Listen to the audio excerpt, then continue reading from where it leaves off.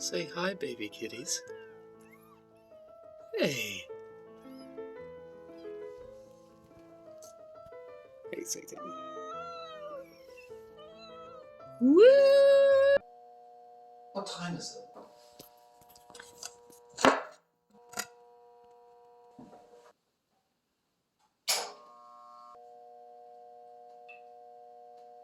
How would you even know if I was saying or or or factory? I old people? This is amazing. You're watching It's Time. Bible time!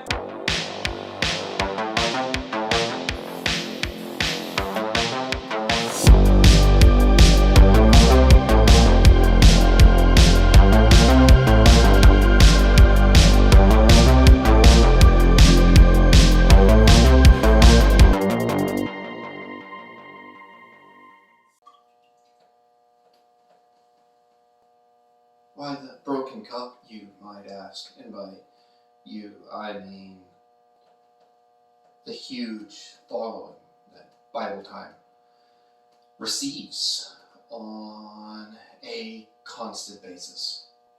That's because I plan on giving the mugs away to people because I'm a fantastic person.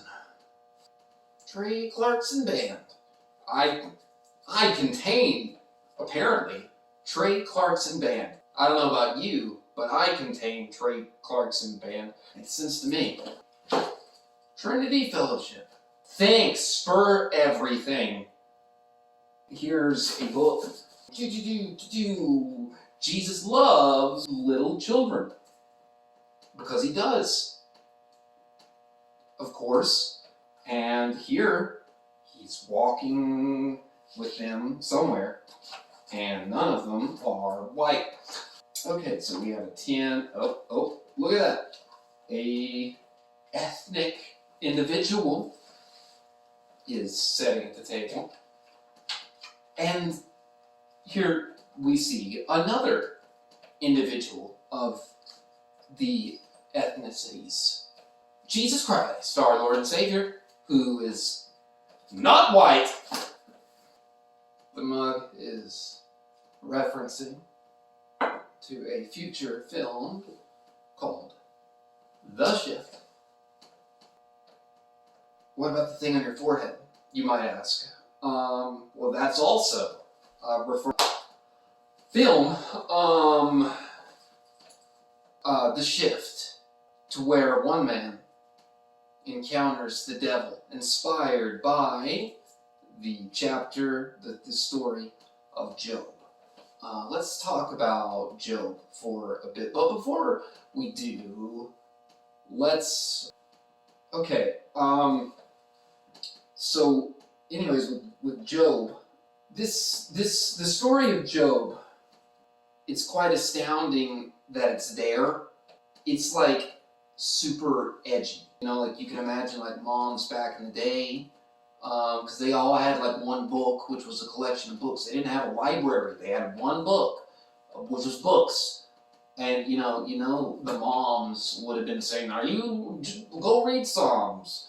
Don't you stay out of Job." Job was like, Job was, and of course back in the day, atheists didn't exist. And I'm not charging Job with atheism. He has a scathing review of God. And, so it didn't, the story of Job, it didn't make it into the Quran. It didn't make it into Buddhism. Didn't make it into Buddhism. That's an odd thing to say, but it did. But it's here. And, the book, it's kind of edgy, and how in the 21st century, to where everybody has internet and the world is finally, hopefully, maybe seems like it might just not be bad crazy for just a little bit. But no, because now the president or the president of a nation who's a dictator, oligarchy,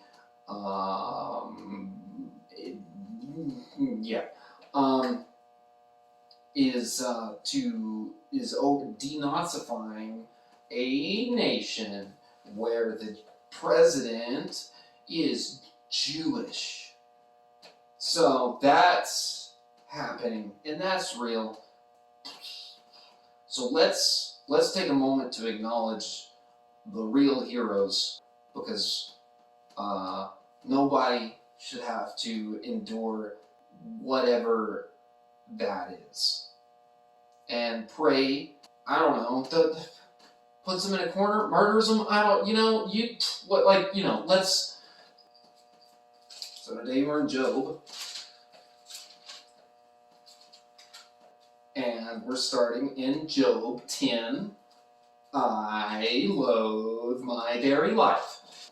Therefore, I will give free rein to my complaint, and speak out in bitterness of my soul. I say to God, do not declare me guilty, but tell me what charges you have against me. Does it please you to oppress me, to scorn the work of your hands while you smile on the plans of the wicked? Do you have eyes of flesh? Do you see as a mortal sees? And are your days like that of a mortal, or your years like that of a strong man? That you must search out my faults and probe after my sin, though you know that I am not guilty and that no one can rescue me from your hand. Your hands shaped me and made me. Will you now destroy me? Remember that you molded me like clay. Will you now turn me into dust again? Did you not pour me out like milk and curdle me like cheese? Clothe me with skin and flesh, and knit me together with bones and sinews. You gave me life, and you showed me kindness, and in your providence you watched over my spirit. But this is what you have concealed in your heart, and I know that this was in your mind. If I sinned, you would be watching me, and you will not let my offenses go unpunished. If I am guilty, then woe to me. But even if I am innocent, I cannot lift up my head, for I am full of shame and drowned in my affliction. If I hold my head high, you stalk me like a lion, and again display your awesome power against me. You bring new witness against me and increase your anger towards me. Your forces come against me wave upon wave. Why then did you bring me out of the womb? I wish I had died before any eye saw me. If only I had never come into being, or had been carried straight From the womb to the grave, are not my few days almost over? Turn away from me so I can have a moment's joy before I go to the place of no return, to the land of gloom and utter darkness, to the land of the deepest night, of utter darkness and disorder, where even the light is like darkness. The Other Side of Fear by Brock Heasley.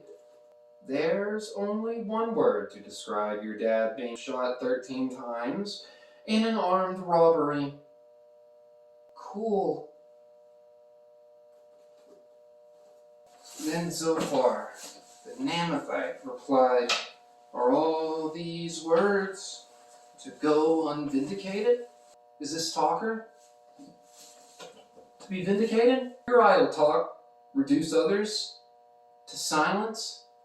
Will no one rebuke you when you mock? You say to God, my beliefs are flawless and I am pure in your sight. Oh, how I wish that God would speak, that he would open his lips against you and disclose to you the secrets of wisdom. For true wisdom has two sides.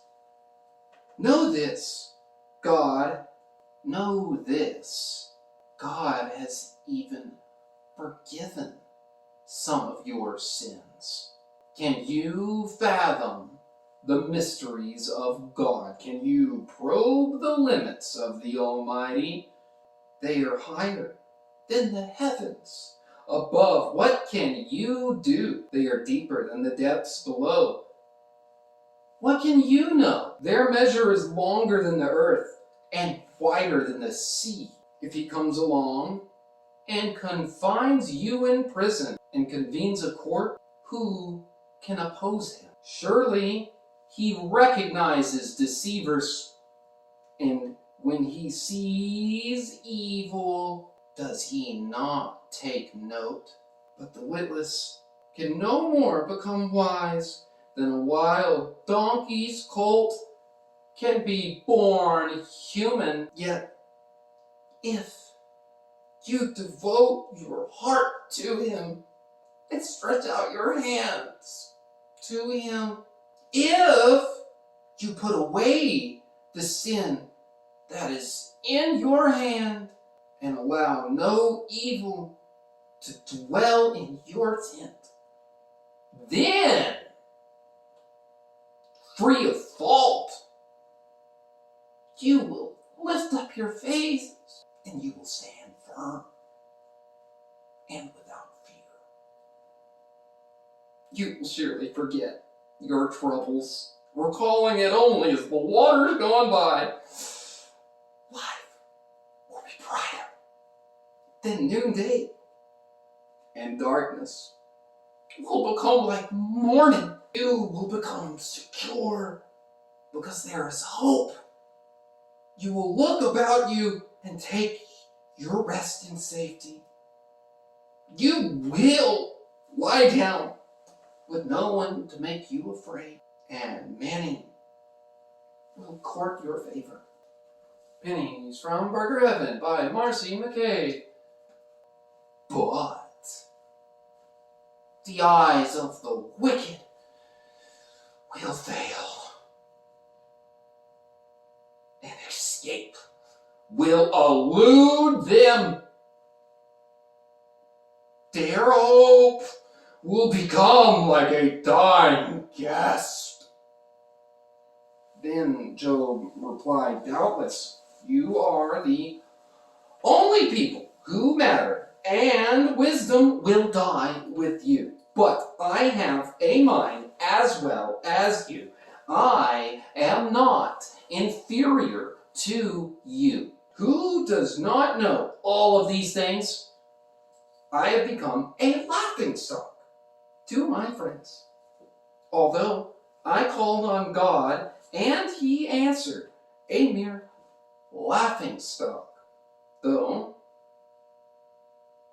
righteous and blameless.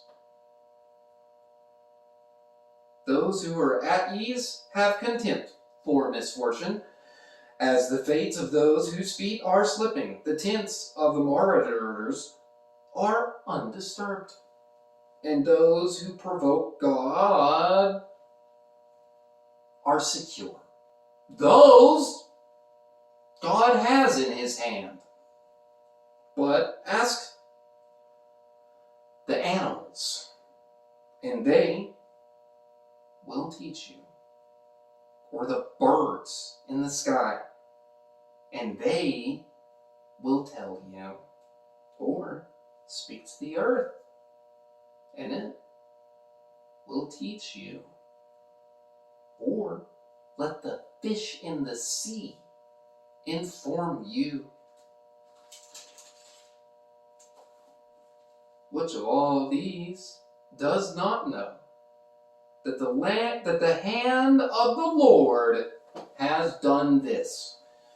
In his hand is the life of every creature, and the breath of all mankind.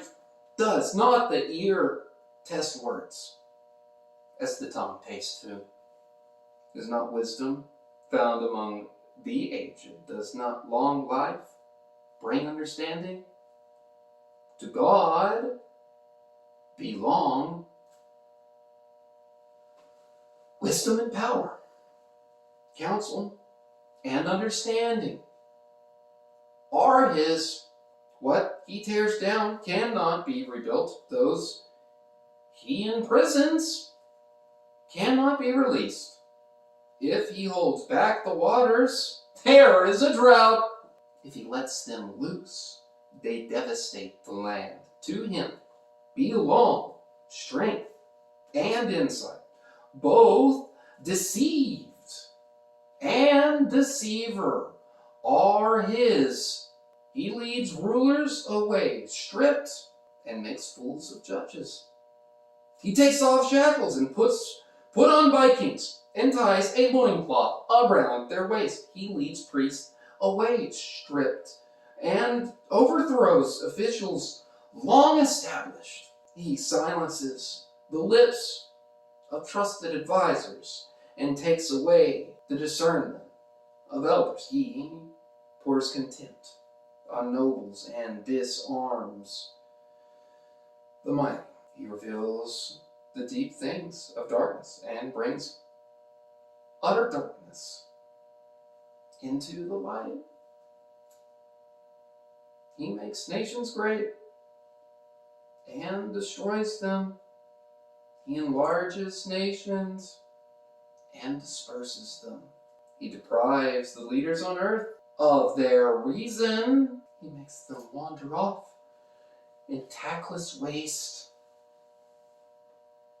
They grope in darkness with no light. He makes them stagger like drunkards.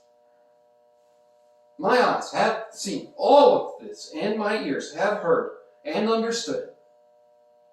What you know, I also know.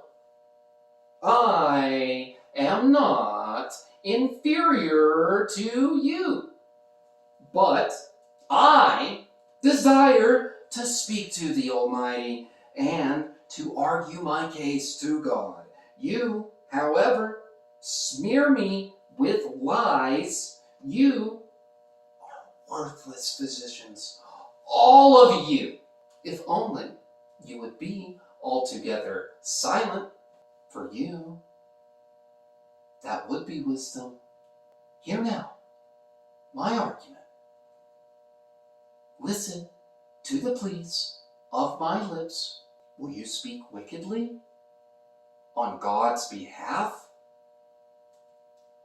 Will you speak deceitfully for him? Will you show him partiality? Will you argue the case for God? Would it turn out well if he examined you? Could you deceive him as you might deceive a mortal? he would surely call you to account if you secretly showed partiality. Would not his splendor terrify you? Would not the dread of him fall on you? Your maxioms and your proverbs are of ashes. Your defenses are defenses of clay. Keep silent and let me speak. Then, like a moment, why do I put myself in jeopardy and take my life in my hands, though he slay me? Yet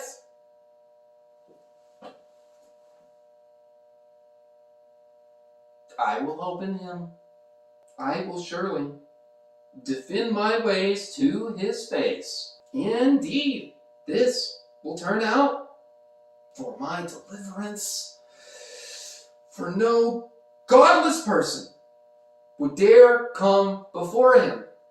Listen carefully to what I say. Let my words ring in your ears. Now that I have prepared my case, I know that I will be vindicated. Can anyone bring charges against me?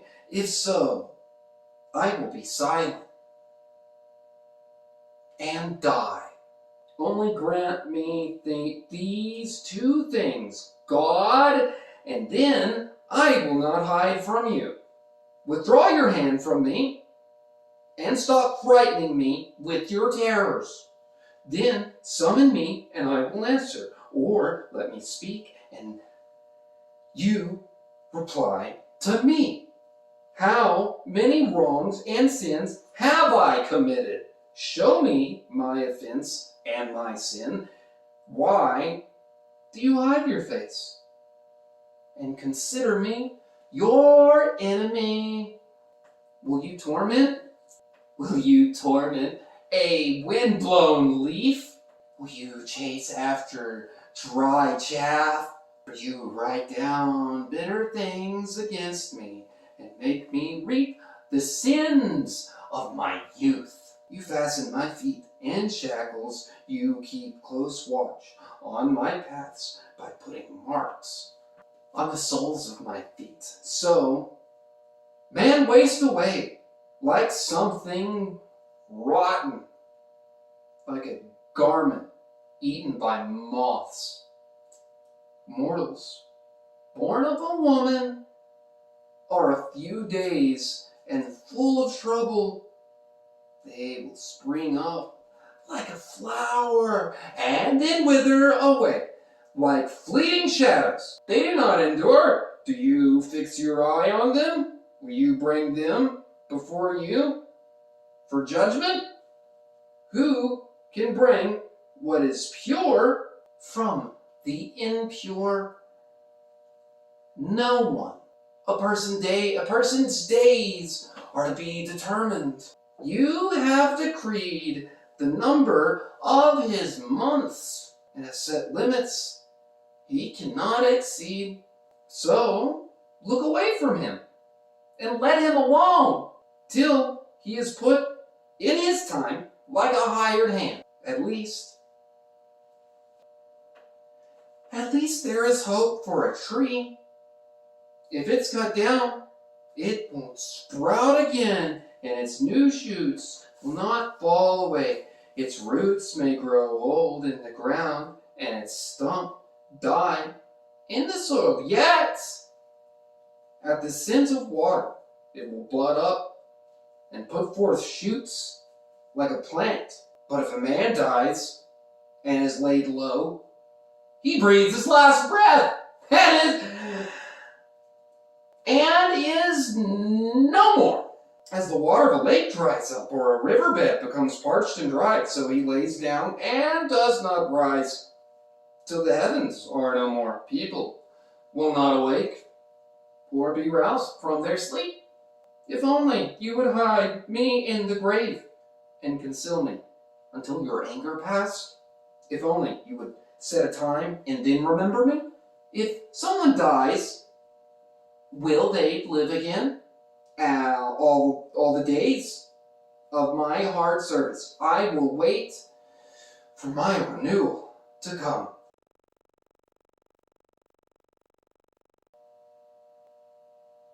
you will call, and I will answer you. You will long for the creature your hands have made. Surely then you will count my steps, but not keep track of my sin. My offenses will be sealed up in a bag. You will cover over my sin. But as a mountain erodes and crumbles and a rock is moved from its place, as waters wear away stones and torrents wash away the soil, so you destroy a person's hope. You overpower them once and for all, and then they are gone. You change their countenance and send them away. If their children are honored, they do not know it. If their offspring are brought low, they do not see it. They feel but the pain of their own bodies and mourn only for themselves. Oh, sprinkles. Then Eliphaz the Temanite replied, would a wise person answer with empty notions, or fill their belly with the hot east wind? Would they argue with useless words, with speeches that have no value? But you even undermine the piety and hinder devotion to God. Your sin prompts your mouth, and you adopt the tongue of the crafty. Your own mouth condemns you, not mine. Your own lips testify against you. Are you the first man ever born? Were you brought forth before the hills? Did you listen on God's counsel? Do you have a monopoly on wisdom? What do you know that we do not know? What insights do you have that we do not have? The gray-haired and the aged are on our side, men even older than your father. Are God's consolations not enough for you? Words spoken gently to you? Why has your heart carried you away? And why do your eyes flash so that you vent your rage against God and pour out such words from your mouth? What are mortals, that they could be pure, or those that were born of a woman, that they could be righteous? If God places no trust in holy ones, if even the heavens are not pure in his eyes, how much less then are mortals who are vile and corrupt, who drink up evil like water? Listen to me, and I will explain to you. Let me tell you what I have seen, what the wise have declared, hiding nothing received from their ancestors, to whom alone the land was given, with no foreigners moved among them. All of his days, the wicked man suffers torment. The ruthless man, through all of his years, stored up for him. Terrifying sounds fill his ears. When all seems well, martyrs attack him. He despairs of escaping the realm of darkness. He is marked for the sword. He wanders about for food like a vulture. He knows the day of darkness is at hand. Distress and anguish fill him with terror. Troubles overwhelm him like a king poised to attack, because he shakes his fist at God. He vaunts himself against the Almighty, defiantly charging against him with a thick, strong shield, though his face is covered with fat and waste and bulges with flesh. He will inhabit ruined towns and houses where no one lives, houses crumbling to rubble. He will no longer be rich, and his wealth will not endure, nor will his possessions spread over the land. He will not escape the darkness. A flame will wither his shoots, and the breath of God's mouth will carry him away. Let him not deceive himself by trusting what is worthless, for he will get nothing in return.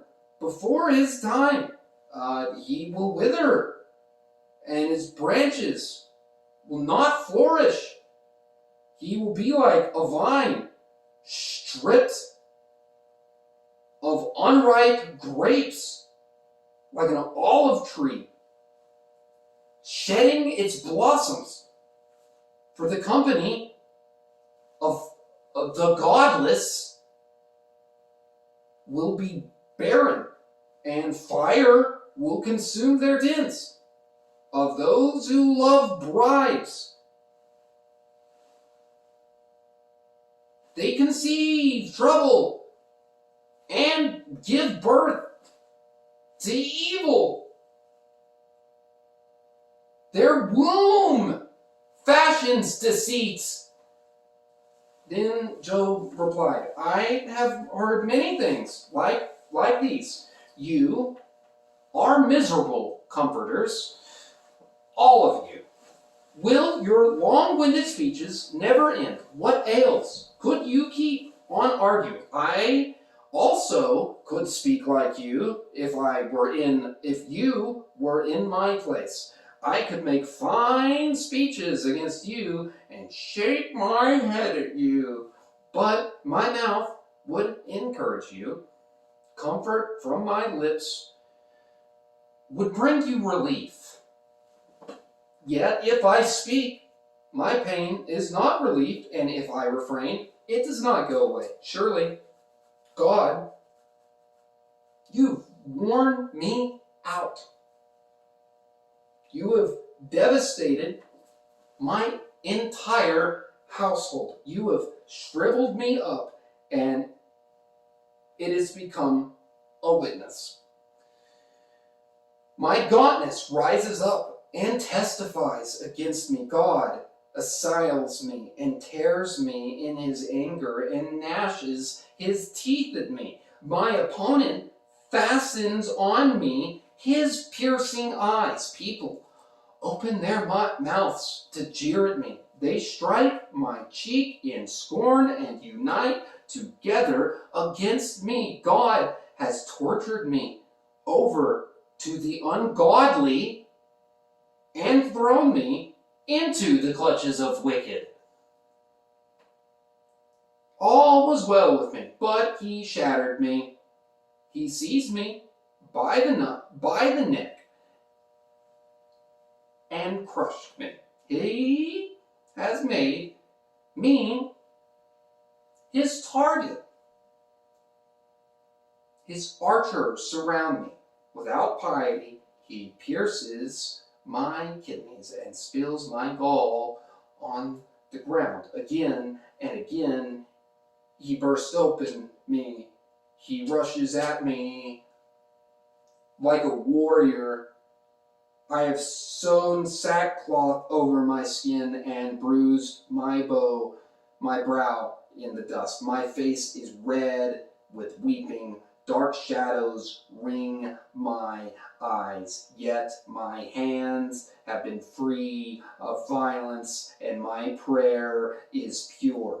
Earth, do not cover my blood. May my cry never be laid to rest. Even now, my witness is in heaven, and my advocate is on high. My intercessor is my friend, as my eyes pour out tears to God on behalf of a man. He pleads with God as one pleads for a friend. Only a few years will pass before I take the path of no return. My spirit is broken, my days are cut short. The grave awaits me, surely mockers surround me. My eyes must dwell on their hostility. Give me, O God, the pledge you demand. Who else will put up security for me? You have closed their minds to understand. Let them triumph. If anyone denounces their friends for reward, their eyes of their children will fail. God has made me by word to everyone a man whose face people spit. My eyes have grown dim with grief, my whole frame is but a shadow. The upright are appalled at this, the innocent are aroused against the ungodly. Nevertheless, the righteous will hold to their ways, and those with clean hands will grow stronger. But, come on, all of you, try again. I will not find a wise man among you. My days have passed, my plans are shattered, yet the desires of my heart turn night into day. In the face of the darkness, light is near. If the only home I hope for is the grave, if I spread out my bed in the realm of darkness, if I say to corruption, you are my father, and to the worm, you are my mother, or my sister, where then is my hope? Who can see any hope for me? Will I go down to the gates of death? Will we descend together into the dust? Then Bildad the Shihite replied, when will you end these speeches and be sensible? And then we can talk. Why are we regarded as cattle and considered stupid in your sight? You who tear yourself into pieces in your anger. Is the earth to be abandoned for your sake? Or must the rocks be moved from their place? The lamp of the wicked man is snuffed out, and the flame of his fire stops burning. The light of his tent becomes dark, the lamp beside him goes out. The vigor of his step is weakened, and his own schemes throw him out. His feet thrust him into a net. He wanders into its mesh. A trap seizes him by his heel, and snares hold him fast. A noose is hidden for him on the ground. Lies in his path. Terrors startle him on every side, and a dog his every step. Calamity is hungry for him. Disaster is ready for him when he falls. It eats away parts of his skin. Death's firstborn devours his limbs. He is torn from the security of his tent. He is marshaled to the king of terrors. Fire resides in his tent. Burning sulfur is scattered over his dwelling. His roots dry up, and his branches wither above. The memory of him perishes from the earth. He has no name in the land. He is driven from the light into the realm of darkness, and he is banished from the world. He has no offspring or descendants among his people, no survivors. Where once he lived, people in the west are appalled at his fate. Those in the east are seized with horror. Surely such is a dwelling of an evil man. Such is the place of one who does not know God. Then Job replied, how long will you torment me and crush me with your words 10 times? Now you have reproached me shamelessly. You attack me. If it is true that I have gone astray, my errors remains, and my concern alone. If indeed I would exalt yourselves above me, if indeed you would exalt yourselves above me and use my humiliation against me, then know that God has wronged me and drawn his net around me. Though I cry violence, I get no response. Though I call for help, there is no justice. He has blocked my way, so I cannot pass. He has shrouded my paths in darkness. He has stripped me of my honor and removed the crown from my head. He tears me down on every side until I'm gone. He uproots my hope like a tree. His anger burns against me. He counts among me his enemies. His troops advance in force. They build up a siege ramp against me and encamp around my tent. He has alienated my family from me. My acquaintances are completely estranged from me. My relatives have gone away. My closest friends have forgotten me. My guests and my female servants count me as a foreigner. They look on me as if I'm a stranger. I summon my servant, but he doesn't answer. Though I beg him with my own mouth, and my breath is offensive to my wife. I am loathsome to my own family. Even the little boys scorn me when I appear. They ridicule me. All my intimate friends detest me. Those I love have turned against me. I am nothing but skin and bones. I have escaped only by the skin of my teeth. Have pity on me. My friends, have pity. For the hand of God has struck me. Why do you pursue me as God does? Will you never get enough for my flesh? Oh, that my words were recorded, and that they were written on a scroll, that they were inscribed with an iron tool on lead, or engraved in a rock forever.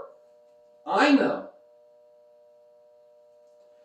that my Redeemer lives, and that in the end, he will stand on the earth. And after my skin has been destroyed, yet in my flesh, I will see God. I myself will see him with my own eyes, and not another. How my heart yearns within me. If you say, how will we hound him, since the root of his trouble lies in him? You should fear the sword yourselves, for wrath will bring punishment by the sword. And then you will know that there is a judgment.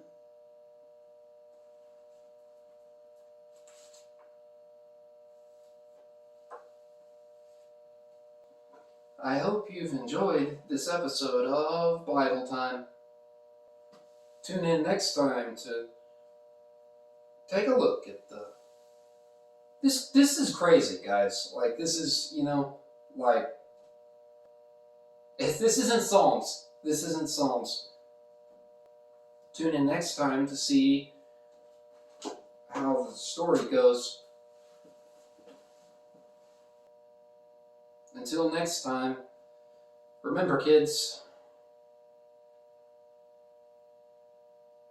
resistance to tyranny is obedience to God.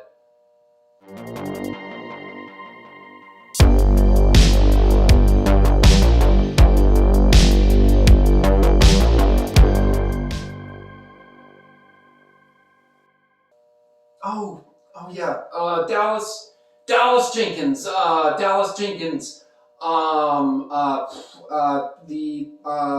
white power. Look at it. It's right there. You heard it here first. Dallas Jenkins, white supremacy? Ugh. Dallas Jenkins, white supremacist? You heard it here first.